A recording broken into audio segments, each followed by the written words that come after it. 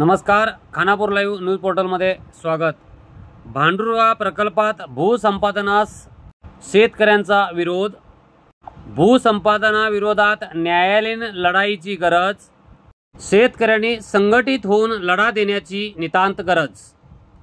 खानापुरातील सुप्रसिद्ध वकील नंदनकर यांची खानापुरात पर्यावरणवाद्यासह सर्वसमावेशक बैठकीचे आयोजन। पाणी वाचवा जंगल वाचा खानापूर वाचा अभियानाला उत्तम प्रतिसाद।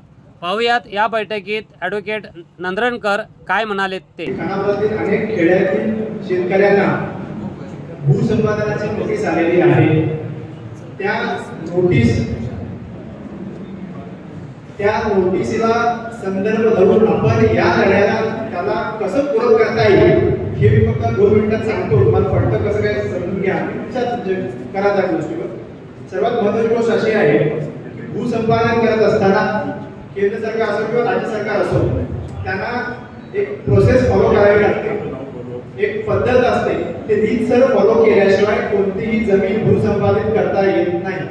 मग ती भूसंपादन रस्ते बांधण्यासाठी असो, सामाजिक कार्यासाठी असो, कोणता प्रोजेक्ट बांधण्यासाठी असो किंवा आता जो प्रसंग आपल्या तालुक्यावर आलेला आहे तो असो, या सगळ्या गोष्टीला एक पद्धत आहे। ती पद्धत फॉलो केल्याशिवाय कोणतीही भूसंपादन करता येत नाही। आता विषय असा आहे की प्रत्येक शेतकऱ्याला अशा प्रकारे नोटीस आलेली आहे, बरोबर। त्या नोटीसमध्ये लिहिलेलं आहे की कलम 11(1) राईट टू फेअर कॉम्पेन्सेशन जो आहे 2013चा भूसंपादनाचा नवीन कायदा आहे, त्या कायद्यामध्ये सेक्शन आहे 11(1) खाली ही नोटीस इश्यू झालेली आहे।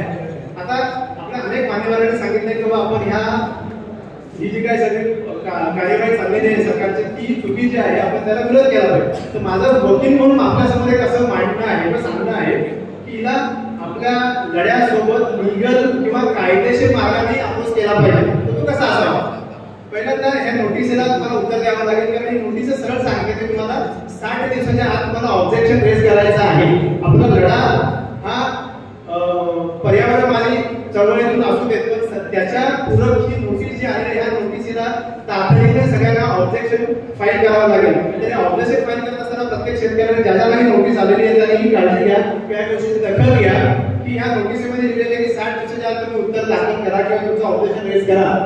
पण दुर्दैवाची गोष्ट अशी आहे की नोटीस मला वाटतं की 25 मार्च या तारखेची आहे आणि शेतकऱ्यांना आज सर्व्हिस केलेली आहे किंवा दिलेली आहे काल किंवा आज फेब्रुवारी, माफ करा ती नोटीस आहे फेब्रुवारी 25 आणि आपण आता एप्रिल मध्ये आहे, म्हणजे साधारणतः 8 ते 10 दिवसामध्ये तुमचा कार्यकाळ संपणार आहे ऑब्जेक्शन केल्याचा।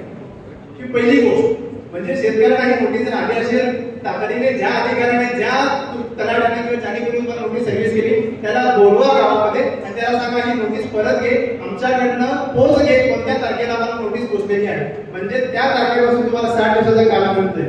दुसरी महत्त्वाची गोष्ट, ज्या वेळेला सरकार सेक्शन 11(1) मध्ये नोटीस इश्यू करतं त्याच्या आधीची प्रक्रिया अशी आहे। सेक्शन 4 लँड ॲक्विजिशन ऍक्ट जो आहे त्या कायद्यामध्ये स्पष्ट लिहिलेलं आहे कोणत्याही प्रदेशातील भूसंपादन करत असताना त्या सरकारला मग केंद्र सरकार असो किंवा राज्य सरकार त्यांनी सोशल असेसमेंटची स्टडी करावी लागते। आता सोशल असेसमेंट म्हणजे काय? एखादा प्रोजेक्ट, एखादी घटना, एखादा प्रोजेक्ट सरकारला तिथे आणत असताना जसं आपल्या इथे नवीन कालवा बनवत आहे तो कालवा एका विशिष्ट प्रदेशाकडे ते पाणी बनवत आहे, हा एक प्रोजेक्ट आहे सरकारचा। हा प्रोजेक्ट बनवत असताना याची त्यांनी प्लॅनिंग करत असताना त्यांना एक सोशल असेसमेंट करावी लागते। सेक्शन 4 कंपल्सरी आहे, ते केल्याशिवाय त्यांचं भूसंपादन 11 खाली नोटीस मध्ये येऊ शकत नाही। म्हणजे काय झालं पाहिजे? सोशल असेसमेंट म्हणजे काय? ज्या प्रदेशामध्ये हे होतंय त्यांच्यावर सामाजिक परिणाम काय होणार आहे? आता हे तुम्हाला मी वाचून दाखवतो की काय, मग याला आपण कसं फेस करू शकतो की याला आपण कशा प्रकारे उत्तर दिलं पाहिजे ते सांगा। बघा काय लिहिलेलं आहे, त्याचा आपण कसा फायदा करून घेऊ शकतो। Preparation of social impact of assessment study wherever, तुम्हाला मराठीमध्ये सांगतो ते ट्रान्सलेशन करून काय, व्हेनेवर अप्रोप्रिएट गव्हर्नमेंट म्हणजे जे संबंधित सरकार जेव्हा intends to acquire a land for public purpose, सामाजिक किंवा सरकारच्या एखाद्या प्रोजेक्टसाठी जर भूसंपादन करणार असेल तर त्याआधी it shall consult the concern panchayat or the municipal corporation. आता मला सांगा आपल्या तालुक्यामध्ये जी गावं ज्या गावातल्या शेतकऱ्यांनी नोटीस आली त्या पंचायतला अशी कधी नोटीस आलेली आहे का? अशा कधी बैठका झालेल्या आहेत का? बेळगावच्या जिल्हाधिकाऱ्यांनी कोणत्या पंचायतला कन्सल्ट केलेला आहे का जो स्पेशल अधिकारी नोटीस काढलेली आहे? आता मी पण काय सांगतो ह्या माध्यमातून मला हे सांगायचं आहे की आपल्या सामाजिक लढ्यासाठी ग्रामपंचायत सदस्य, ते चेअरमन, अध्यक्ष जे कोणी आहेत आणि खानापूरची म्युन्सिपल कॉर्पोरेशन यांचं आपल्याला सहकार्य आवश्यक आहे. का सांगतो मी?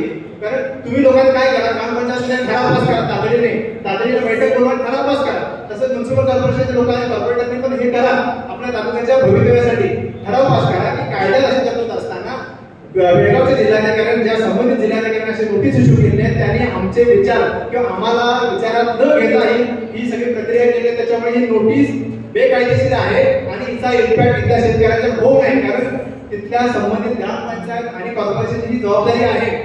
कारण तुम्ही त्यांचे लोकप्रतिनिधी आहात, त्या लोकांवर होणारे परिणाम आणि त्यांच्यावर येणाऱ्या संकटात की तुमची जमीन भूसंपादित झाल्यानंतर तुमच्यावर होणारे परिणाम यांचा विचार सांगोपांगपणे कोणी केला पाहिजे? तिथल्या संबंधित ग्रामपंचायत आणि कॉर्पोरेशन. म्हणून मला एक विनंती करायची आहे की आपल्या तालुक्याच्या संबंधित ग्रामपंचायत यांनी ठराव पास करा की ह्या सगळ्या नोटीसी चुकीच्या आहेत आणि आम्हाला कन्सल्ट केल्याशिवाय आपल्या पंचायतच्या कक्षेतील भूसंपादनाची प्रक्रिया पुढे जाऊ नये. हा एक आपल्याला ठरवलं आहे, बरोबर? हे काय सांगतोय? हे काही बेकायदेशीर नाही आहे, लक्षात ठेवा. ग्रामपंचायतीचे सदस्य हे लोकनियुक्त आहेत, त्यांना कोणत्याही प्रकारचा लोकहिताचा ठराव पास करण्याचा पूर्ण अधिकार आहे. कोणताही सरकार त्याला कोणताही अधिकारी बंधन घालू शकत नाही. तो ठराव पास करा. त्यानंतर आपण काय करू, हा ठराव सोबत घेऊ आणि प्रत्येक शेतकऱ्याने कायदेशीर त्यांना देऊ की तुम्ही सेक्शन 4 न फॉलो केल्यामुळे नोटीस बेकायदेशीर आहे. त्यानंतर आपण काय करू की बाबा ह्या भूसंपादनातून आमचं नुकसान काय होत आहे. त्यानंतर आपण एन्व्हायरमेंट ऍक्टचा संदर्भ देऊ त्याच्यामध्ये की पर्यावरण कायद्यामध्ये काय तरतूद आहे, त्याचा परिणाम आमच्या भौगोलिक प्रदेशावर होतो, त्याच्यामुळे ही भूसंपादन गरजेची नाही, किंबहुना ही भूसंपादनाची प्रक्रिया आमच्या जीवावर उठेल आणि असा कोणताही प्रोजेक्ट सरकार करू शकत नाही की तो स्थानिक लोकांचा जीव घेऊन प्रोजेक्ट बनवला जाईल. आणि आपण असं कधी म्हणत नाही की दुसऱ्या लोकांचं हित जपत असताना आमचा जीव घ्या, असं दुसरं कोणी म्हणणार आहे का? नाही. आता हे करत असताना आपण म्हणजे माझं एक कायदेशीर मी तुम्हाला सांगितलं की थोडक्यात सुरुवातीलाच आपण ह्या प्रोजेक्टला विरोध करण्यासाठी सर्वात पहिली स्टेप आपण ही घेतली तर आपल्या आंदोलनात हे एक महत्त्वाचं पाऊल होईल. पुढे जर तुम्ही हायकोर्टाचा, सुप्रीम कोर्टाचा, तिथं हा बेसिक फाउंडेशन आहे. मला पहिल्यांदा कोर्ट कुठे गेले तर माझे मी सांगतो तुम्हाला बेसिकली कोर्ट तुम्हाला जे तुम्हाला पहिला प्रश्न विचारतात, सांगा तुम्ही नोटीस दिली का संबंधित माणसाला? दिली. प्रोसिजर फॉलो केली का? नाही केली. आउट. मग तो केंद्र सरकारचा प्रोजेक्ट असतो किंवा राज्य सरकारचा. त्याच्यामुळे आपण हे करू जेणेकरून आपले हे जे मान्यवर आहेत त्या लोकांनी आपले जे विचार मांडले, त्यांनी आपल्याला जे मार्गदर्शन केलेलं आहे ते पुढे नेण्यासाठी याची गरज पडेल असं माझं मत आहे. तर दुसरा एक विषय माझा एक व्यक्तिगत अनुभव आणि म्हणणं असं आहे की प्रत्येक वेळेला पूर्व भागातील लोकांची पाण्याची अडचण असते, पण ती अडचण दूर करण्यासाठी तुम्ही खानापूर तालुक्यातील नद्या ओढवणं किंवा इथलं पाणी तिकडे देणं हेच एकमेव सोल्युशन आहे का? माझ्या मते नाही आहे. कारण पाऊस 4 महिने ज्यावेळेला पडतो त्यावेळेला प्रचंड पाऊस आपल्या तालुक्यामध्ये पडतो, त्याचं पाणी वाहून समुद्राला जातं. त्याचा तुम्ही कंझर्वेशन करण्याचा प्रयत्न करा त्या भागामध्ये. आता मी मला उदाहरण सांगतो. माझे मित्र सिनियर आयएस अधिकारी आहेत केंद्र सरकार, जॉईंट सेक्रेटरी लँड रिसोर्स मध्ये. त्यांनी देशभर एक प्रोग्राम चालू केला आहे की प्रत्येक भागामध्ये जिथं ड्रॉट प्रोन एरिया आहे, जिथं दुष्काळ पडतो, जिथं पाण्याची अत्यंत गरज असेल अशा ठिकाणी त्यांनी वेगवेगळ्या प्रकारचे प्रोग्राम चालू आहेत जेणेकरून पाण्याचं कंझर्वेशन करता येईल. अशा प्रकारच्या माध्यमातून सरकारने तिकडे करावं ज्या लोकांची पाण्याची गरज आहे, किंबहुना तुमचं पर्यावरण आणि इथले शेतकरी वाचतील. म्हणजे तुम्ही फक्त एकच कारण देऊ नका की त्या लोकांना. मला असं वाटतं की पुढे जर सरकार काय सांगणार कोर्टामध्ये तुमच्या विरोधात की ज्या ह्या प्रोजेक्टची आपण जी मागणी करतोय ही लोकांच्या हिताकरिता आहे म्हणून आम्हाला हे नेसेसरी आहे, कंपल्सरी आहे. भूसंपादनाचे 2 प्रकार असतात, एक ऑप्शनल आणि दुसरा कंपल्सरी. आता हा कंपल्सरी त्यांनी नोटीस आणलेला आहे किंवा घातलेला आहे. कंपल्सरी म्हणजे जबरदस्तीने तुम्ही जर नाही जरी केलं, ऑपरेशन काय केलं तरी ते कंपल्सरी करणार. मग कंपल्सरी केव्हा येते? ज्या वेळेला लोकांच्या जीवन मरणाचा प्रश्न असतो. पण इथं तसं आहे का? नाही आहे. त्यासाठी पर्यायी व्यवस्था आहे, पर्यायी साधनं आहेत, त्याचा उपयोग सरकारने त्यांची व्यवस्था करावी. का तरी प्रत्येक वेळेला आपल्या तालुक्याला घात घालावा हे चुकीचं आहे. त्यानंतर एन्व्हायरमेंटल कायद्यामध्ये काय तरतुदी आहे आपण नंतर पुढे काहीतरी चर्चा करू.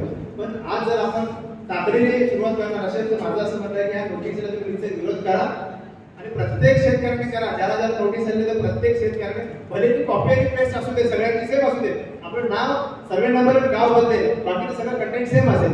त्याच वेळेस माझी काय मदत लागत असेल मी अवेलेबल आहे. मला तुम्ही सांगा, तुम्हाला मी ड्राफ्ट बनवून देतोय. त्या ड्राफ्टवर फक्त तुमचे नाव, सर्वे नंबर ड्राफ्ट टाका आणि सह्या करा. आणि माझी मगाशी सांगितल्याप्रमाणे तशी विनंती आहे की प्रत्येक ग्रामपंचायत संबंधित आहे त्यांनी आणि खानापूरच्या कॉर्पोरेशनच्या कॉर्पोरेटरनी या कार्यामध्ये आम्हा सगळ्या तालुक्यातील लोकांना जे इथे उपस्थित आहेत त्यांना मदत करा, आपले ठराव पास करा आणि ह्या प्रोजेक्टला विरोध करा. धन्यवाद. आमच्या चॅनलवर आपण पहिल्यांदाच असाल तर खानापूर तालुक्यातील तथा परिसरातील महत्त्वाच्या घडामोडी व महत्त्वाच्या बातम्या ऐकण्यासाठी व पाहण्यासाठी आमच्या चॅनलला लाईक करा, शेअर करा आणि सबस्क्राईब करा.